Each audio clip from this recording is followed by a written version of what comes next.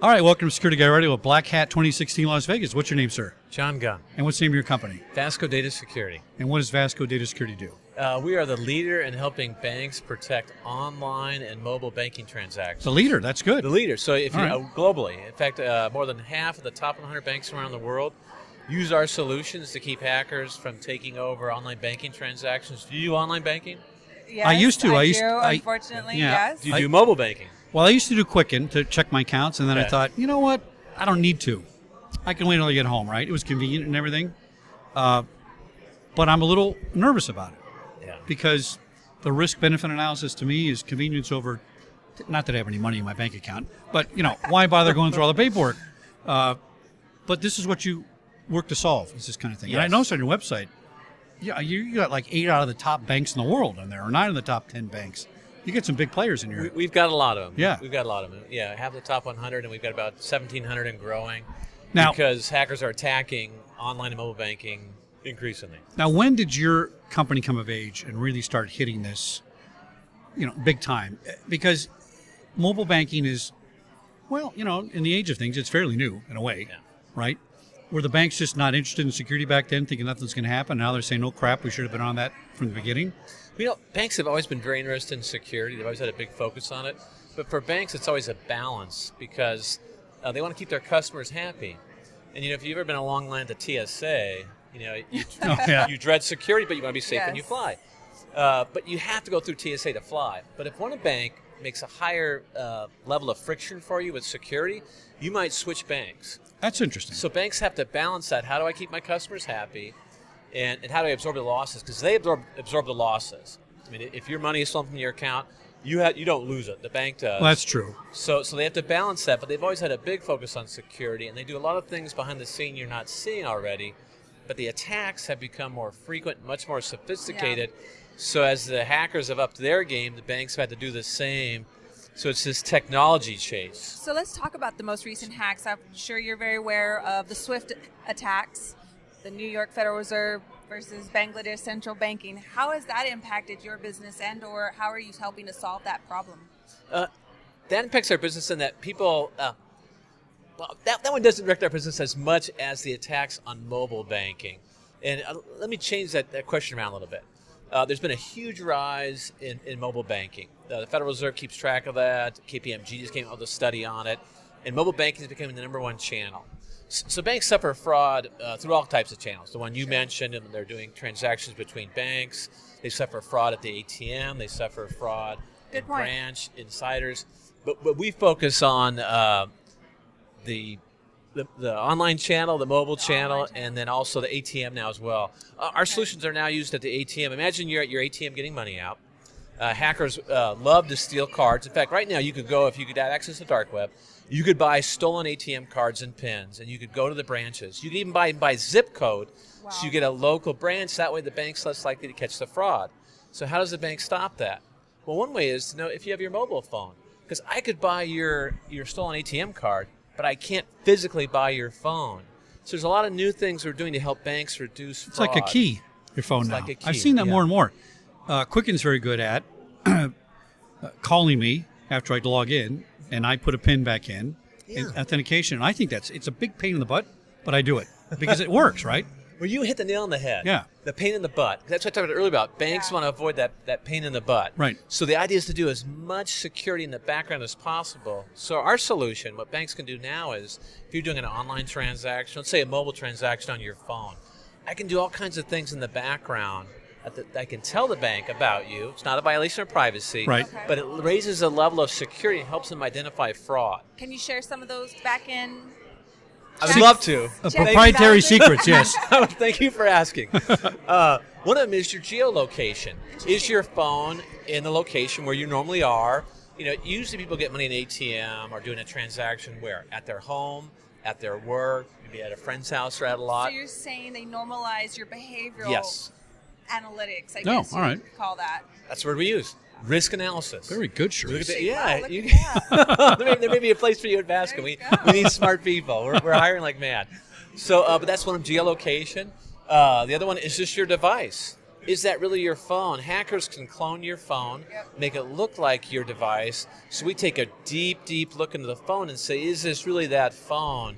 So the bank can say, if it's your phone in your location for the type of transaction you normally do, they can raise that. And they haven't made you put a pin in or anything like that. No, you haven't done anything yet. Yeah, now pins are still very valuable, but the more we can do in the background now, the more valuable that is. It seems like a lot of latest identity technology is moving away from that two-factor authentication, the PIN, the secret question, because they're finding studies that are ineffective in such a way that it's easy to fraudulently impersonate or gain access to that information. What are your thoughts on that? You are well informed on that. That is a big problem. And that's an example of hackers keep getting better at defeating the current mechanisms, and it is a way to do that. So what we're doing is, it goes beyond two-factor. It's called multi-factor. Those items I mentioned, checking the geolocation, checking the device, and other measures are all different levels of authentication. Behind the scenes still. Behind the scenes. Before it gets to me, okay. We now have selfie authentication or face recognition. Oh, I've heard about that, yeah. Within 2 years, every phone that ships will have biometrics. We can tell if you opened your phone with your finger or a PIN. For example, if you left your phone on the desk and it wasn't locked, someone could walk up and transfer money themselves. Right. So now if you lock your phone, it's a little more secure. So the bank needs to know these things so they can do that risk analysis and decide, is this a safe transaction? So we give the banks all these methods to identify fraud and stop it while still keeping customers happy. Because mobile customers are very important customers to banks. So I've been using PayPal for a long time. And back in the day when nobody really cared, it didn't seem important. I don't remember that they've really upped their security in front of me. But it sounds like behind the scenes, because right now it's still log in. Oh, let's give you a 4-digit PIN. It's a lot faster and easier for you to get in. I don't want it to be faster and easier for me to get in, right? but I mean, is PayPal an example of a challenge here where behind the scenes they got all kinds of stuff I don't know about? And, because it's so easy really to get into PayPal. Yeah, now, I don't. With the mobile app, especially. Yeah, I don't work directly with PayPal, but I guarantee you that with the amount of transactions they do, being a market leader, they have all kinds of risk analysis going on in the background that we don't know about. Yeah, that you don't know that's about. Good. Looking at behavioral characteristics, looking at your typical transactions, who you're typically paying, so they can identify fraud. The other thing that is a common misconception is that people like PayPal, people like banks, they want to eliminate all fraud. That's a lofty goal, but it's really about how do you reduce fraud. The only way to eliminate fraud would be to stop doing transactions. Right. So you want to get to a level that's acceptable, and you want to invest at that point. The challenge is the bar keeps getting raised by hackers. They have more sophisticated means. For example, can I give you an example? Please Absolutely. do. Okay, NIST, the government agency that sets the standards for the government, just came out and they shared their guidelines for authentication. You've read about this. Yes. And integrated with the FFIEC. It was huge news. All right, to watch these acronyms now. Because they use the term deprecated, their term, not mine. SMS. A lot of people at their banks, when you use a device you haven't used before, doing a transaction, that's funny, they'll say, we want you to enter a PIN we're going to send to you by SMS. Yeah. And this said, no more. It's probably sent through clear text. That's not a safe way to do it, and hackers have developed ways to attack that in large scale. It's all about scale for hackers. So they've said, in our guidelines, we're going to move away from this. And so this is an example of where hackers keep upping their game, and the industry will have to respond with more sophisticated means that don't put a lot of friction in the transaction. Well, what about the end user? Let's talk about that for a second, because you're only as strong as your weakest link, and human factor is usually the weakest link. So you can put all these controls on the back end, hiding it from the end user to be more seamless and not create a lot of steps for them. But how do you get that mindset to change to common, what I like to call cyber hygiene? Don't share your passwords, don't unlock your phone. How are you approaching that problem with your solutions, if you are at all? Yeah, we do, exactly. If they are at all. We're not. We're a bunch of derelicts. Giving you a way out. Of course we are. But there's part of it you can't fix. People always have a self-interest, and they'll get an email, you just won, or here's the shipment, or they'll play on their fears. You're overdue and your account will be shut off. Ooh, I better open that. So people will always fall victim to social engineering, and there's no way to stop that. But what we stop is what the hackers do after you become a victim of social engineering. Here's an example.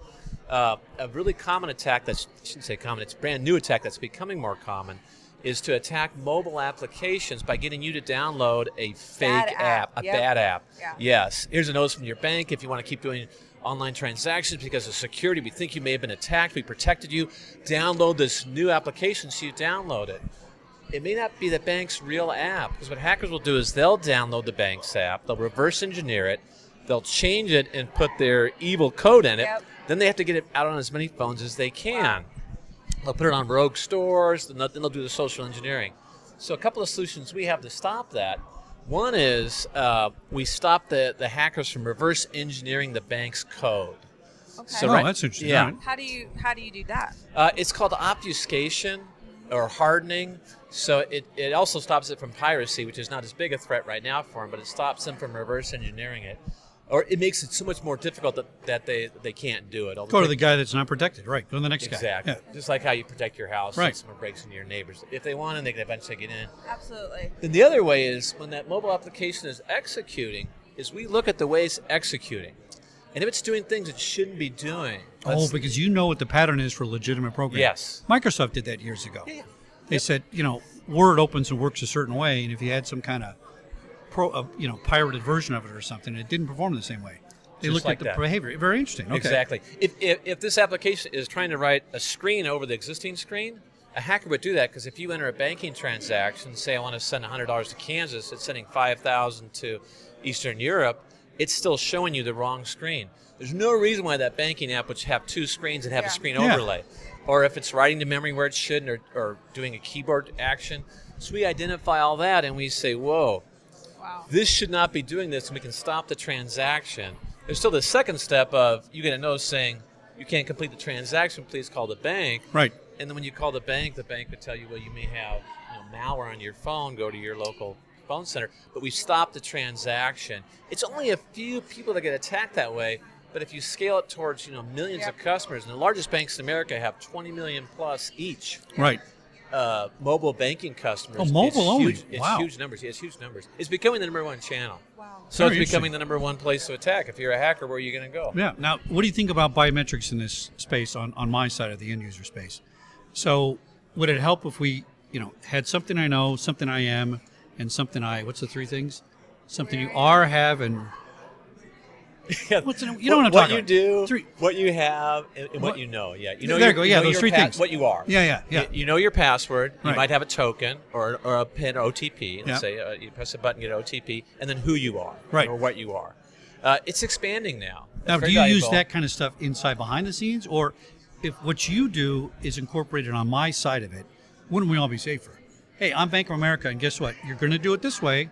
I just don't want your business. I know they don't want to do that because they can take so much loss and say I can write that off. But what I'm worried about is not Sharice's account getting hacked. I'm worried about every single account getting hacked simultaneously one day, and America's broke. I mean, it can happen. Eventually, somebody's going to figure out how to drain the federal bank, all right?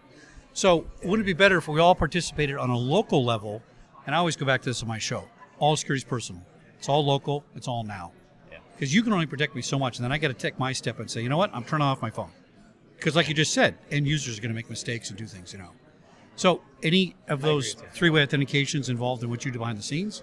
I agree with you 100%. People have a personal responsibility, and yes, it does. As we get more biometric methods to verify who you are, there's more information we can give the bank. So if you're able to fool or spoof, if you're a hacker, if you're able to cheat part of the system, we can still tell if it's really you by your face now. Tomorrow it'll be your voice. Oh, good. And then a couple of years from now, as the Internet of Things starts to grow and you have more devices, in the future, envision that we can tell if it's your Fitbit. If every time you've gone to the ATM, you've always had your Fitbit or some device that's the Internet of Things, or you've always had your car nearby, and now your car has an IP address, your car has an identity. We can say, hey, 5 of the things that have always been there during this transaction are missing.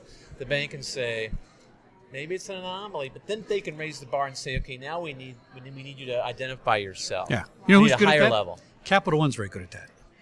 I can't make more than 2 transactions in a week, and they're not calling me and shutting my credit card off saying, wait a minute, you don't usually get a manicure and a pedicure. What's going on?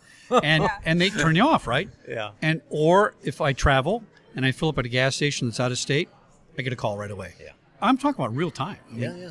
And I'm very impressed by that. Yes. So this is kind of what's going on with your company behind the scenes. We're looking at real-time analysis of how people behave and saying, wait a minute, we better turn that off, we better take a warning, we better do something.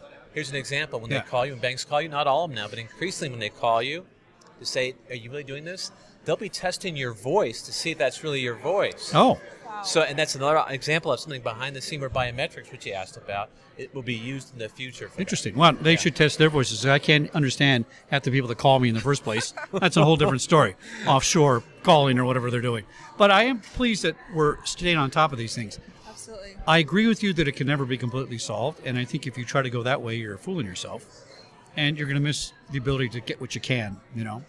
What's the next big thing that you're worried about when it comes to banking? You know, it's just the scale of the attacks. It's some people use the term a whack-a-mole. As soon as you solve the problem somewhere, they attack somewhere else. So, and here's an example of that with the EMV cards. You've got your EMV credit cards issued by your bank now, and you have to insert it at the checkout instead of swipe it. Oh, the chip, yeah. Yeah, the chip. Right. The chip, the EMV cards. So because of that, fraud in retail stores is going to go way down. So you think the hackers are going to say, hey, we had a good run, let's go lay on the beach somewhere. That's true. Yeah, not a chance. So they're going to attack banks more. Right. So we look at these. Because I mean they have all these resources. They're going to attack somewhere. So we look at the next place they're going to attack. That's why we're looking very hard at the ATM, which we think will be another channel they'll attack more frequently at. That's why I've referenced it several times. It's still a big vector for losses, or a big source of losses for them. But there'll be more attacks. There'll be more sophisticated attacks, and we think mobile.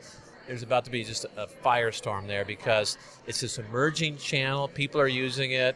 It's on their personal device. You talked about social engineering, big factor. So we look at these new methods of attack, and we always try and help keep our banks stay one step ahead of that. Is there going to be a resistance from the consumer that the more points of identification you want from me, eventually I'm going to say, you know what, I'm done.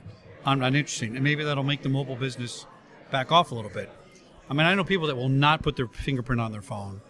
They will not do certain things that are biometrics. You know, they won't go through a checkpoint that has a the iris scanner. Yeah. Because they're freaked out that, oh, my iris is in a file somewhere.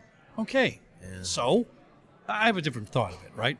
What's your thought? Well, my thought's open source. My thought, if all this stuff was not secret, it wouldn't be worth anything.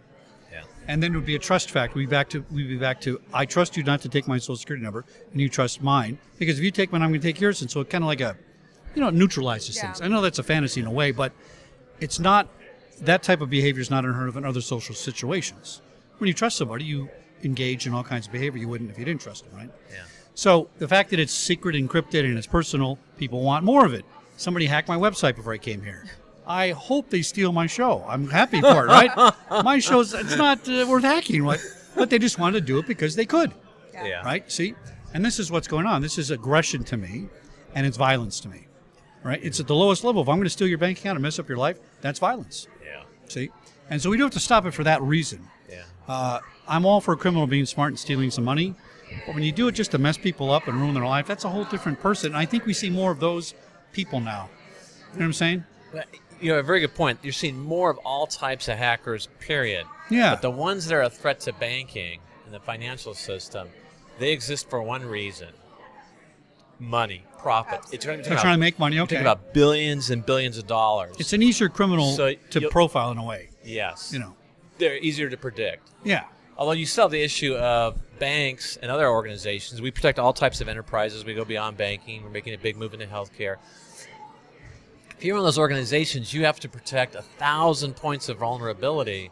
But the attacker can pick just one and put all their resources against that. Right. So if you look at game theory, it's very tough for the defender to begin with. Hackers aren't going anywhere. Their numbers are rising. They're incredibly sophisticated. But talking about sharing information, the more layers of information, the more reference points. If in the old days it was one, username and password. Then it became 2. Give me an OTP or a token that's far more secure, or do it by SMS, which isn't as secure.